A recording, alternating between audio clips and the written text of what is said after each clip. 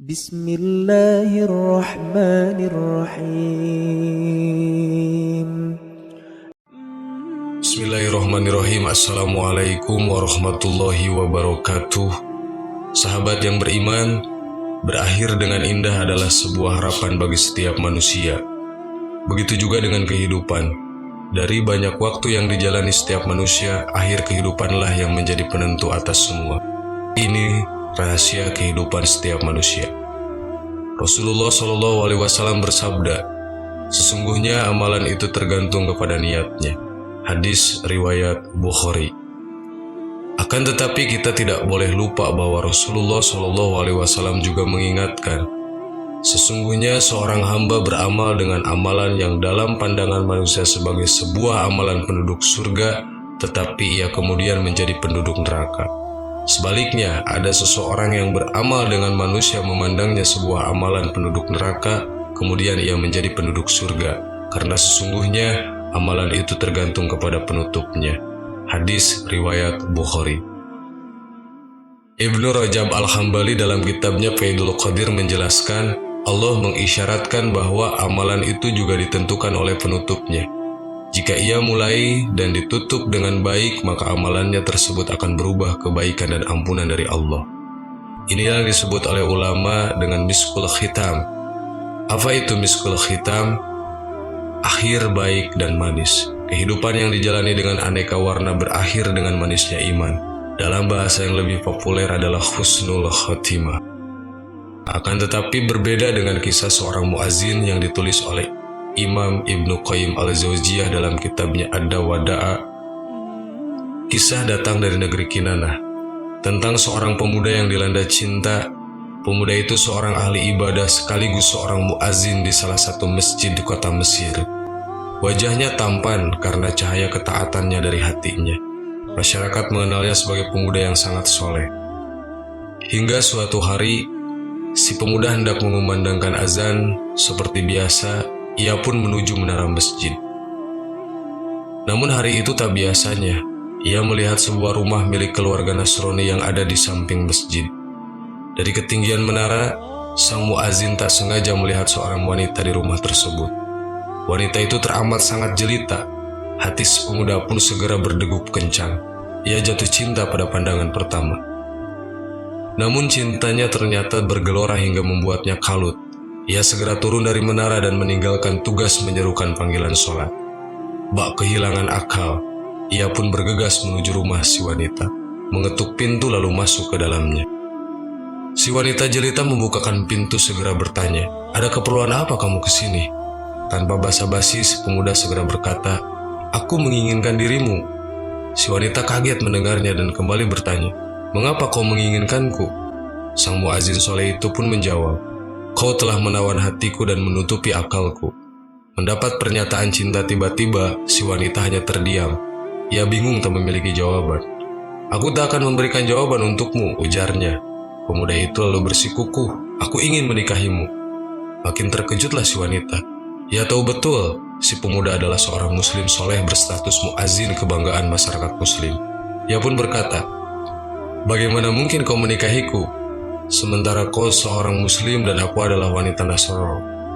Ayahku tidak akan menikahkanku denganmu." Bukannya menyerah, si pemuda justru makin bersikeras. Ia telah dibuat mabuk oleh cinta, kepayang oleh wanita. Ia mengatakan sesuatu yang dapat mencelakakan dirinya kelak, yakni murtad dari satu-satunya agama yang diridhoinya. "Apakah aku harus masuk agamamu? Agama Nasrani?" kata si pemuda telah hilang akal karena hati yang bergelora. Wanita itu pun tersenyum seraya berkata, "Apabila kau masuk Nasrani, aku akan menikahimu." Cinta membuat keimanan si pemuda lenyap seketika. Ia meninggalkan keimanan dan menyetujui syarat si wanita. Ditinggalkannya agama yang lurus lalu memeluk agama yang Nasrani. Hangus sudah kesolehannya. Gelar muazinnya ternoda. Masyarakat muslim pun menyayangkannya. Tak lama kemudian, pernikahan si pemuda dan wanita Nasrani itu pun digelar. Pesta pernikahan ala Nasrani dibuat. Keduanya nampak sangat bahagia. Namun kebahagiaan itu hanya beberapa saat. Di hari pernikahan, tragedi yang tak pernah disangka tiba-tiba terjadi. Si pemuda jatuh dari loteng rumahnya hingga ajal merenggut nyawa. Si pemuda meninggal di hari pernikahannya, sebelum menikmati kebahagiaan berumah tangga, bahkan sebelum menyentuh istrinya si wanita jelita yang ia cintai hingga gila. Ia mati dalam kondisi imannya dahulu tak bisa lagi membelanya kelak. Segala amal baiknya pun tak lagi berguna tanpa adanya keimanan. Bertahun-tahun ia menjalani kehidupan seorang muslim, namun meninggal dalam kondisi kafir. Su'ul khotimah didapatkannya, dan semua itu hanya karena cintanya pada seorang wanita. Ia meninggalkan dunia tanpa membawa cinta, apalagi si wanita jelita. Yang ia bawa hanyalah penyesalan. Sungguh benar firman Allah, demikianlah keadaan orang-orang kafir itu. Hingga apabila datang kematian kepada seseorang dari mereka, ia berkata, "Ya Tuhanku, kembalikanlah aku ke dunia, agar aku berbuat amal yang soleh terhadap yang telah aku tinggalkan." Sekali-kali tidak, sesungguhnya itu adalah perkataan yang diucapkannya saja, dan di hadapan mereka ada dinding sampai hari mereka dibangkitkan. Quran Surat Al-Mu'min ayat 99 dan ayat 100. Dari kisah di atas, kita senantiasa selalu berdoa kepada Allah untuk meminta hidayahnya agar kita terlindung dari fitnah dunia dan akhirat. Wallahu a'lam. Assalamualaikum warahmatullahi wabarakatuh.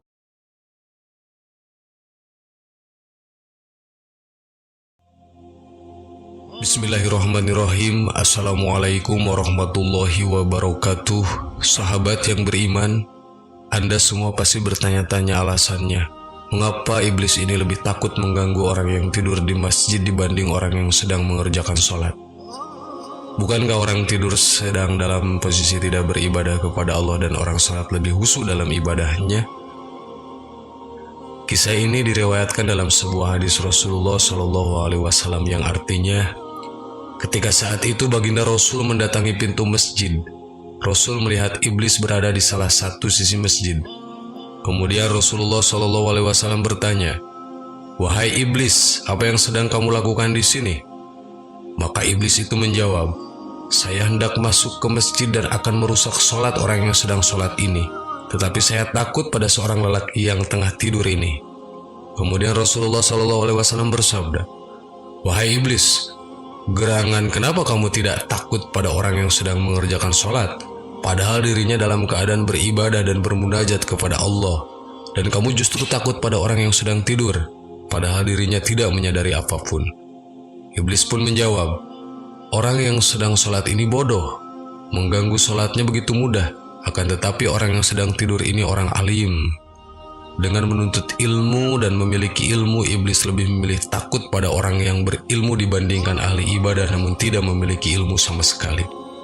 Diriwayatkan Ibnu Abbas radhiyallahu an, Rasulullah SAW bersabda yang artinya, Nabi Sulaiman alaihissalam pernah diberi pilihan antara memilih ilmu, kekuasaan, lalu beliau memilih ilmu. Selanjutnya Nabi Sulaiman diberi ilmu sekaligus kekuasaan. Dari Abu Hurairah radhiyallahu an, Rasulullah SAW bersabda yang artinya, "Barang siapa pergi menuntut ilmu, maka Allah akan menunjukkan jalan menuju surga. Sesungguhnya orang alim senantiasa dimintakan ampunan untuknya oleh makhluk yang berada di langit maupun di bumi, hingga dimintakan ampun oleh ikan-ikan di lautan. Sesungguhnya ulama adalah pewaris para nabi." Dalam hadis tersebut menjelaskan bahwa Islam begitu menghargai, memuliakan, menghormati orang-orang yang berilmu pengetahuan. Seperti di dalam kisah ini, kedudukan orang yang berilmu lebih tinggi dari orang yang ahli ibadah namun bodoh. Dalam Islam, menuntut ilmu adalah salah satu atau termasuk dalam beribadah dan tuntunan dari agama. Lihatlah perkembangan ilmu yang semakin modern merupakan awal dari kecemerlangan peradaban Islam di masa lampau. Sangat banyak ilmuwan lahir dalam kalangan kaum muslimin yang memberikan atau menyumbangkan ilmunya terhadap dunia dan diakui. Para ilmuwan tersebut menekuni disiplin dalam menuntut ilmu atas dasar Islam, bukan tuntutan daulah negara Islamiyah saat itu. Contohnya, Ibnu Sina merupakan bapak ilmu kedokteran dan masih banyak ilmuwan muslim lainnya. Begitu peduli dan perhatiannya agama Islam akan pentingnya ilmu pengetahuan. Banyak pula ayat Al-Quran memberi dorongan dan motivasi agar seseorang mencintai ilmu, diantaranya ayat itu. Samakah antara orang-orang yang mengetahui dengan orang-orang yang tidak mengetahui? Quran Surat Al-Zumar ayat 9. Tak hanya itu, Al-Quran sendiri mengajarkan umat manusia berdoa kepada Tuhannya agar senantiasa ditambahkan ilmu pengetahuan.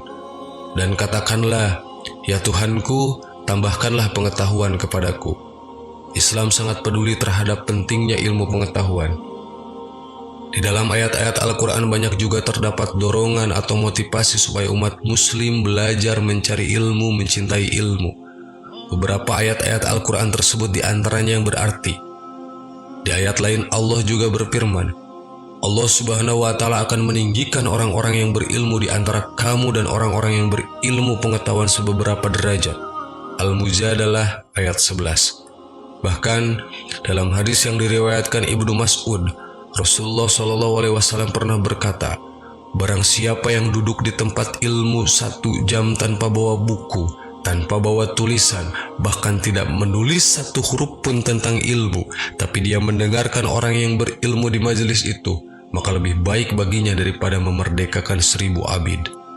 Dan barang siapa yang melihat orang alim ketika di majelis dan memperhatikan apa yang disampaikan tentang ilmu agama, maka itu jauh lebih baik daripada menyedekahkan 1000 kuda untuk perang di jalan Allah." Masya Allah, itulah keutamaan orang yang berilmu dan orang yang menuntut ilmu. Berjibunnya apresiasi, penghargaan, dorongan yang bersumber baik dari Al-Quran ataupun sunnah Nabi sebagaimana disebutkan seyogianya membuat kaum muslimin pada saat ini, khususnya yang masih berstatus mahasiswa, pelajar, dan santri, bisa lebih giat dan tekun lagi dalam mempelajari suatu ilmu dan mengembangkan tradisi ilmiah. Menyadarkan bahwa menurut pandangan Islam, kegiatan dan aktivitas belajar atau menuntut ilmu baik di lembaga pendidikan formal atau non-formal yang ditempuh oleh seorang muslim, orientasinya tidak melulu mengejar ijazah, gelar dan jabatan tertentu, melainkan perlu diinsafi pula bahwa belajar itu merupakan kewajiban tiap muslim dalam upaya mentaati perintah agama. Allahu a'lam. Assalamualaikum warahmatullahi wabarakatuh.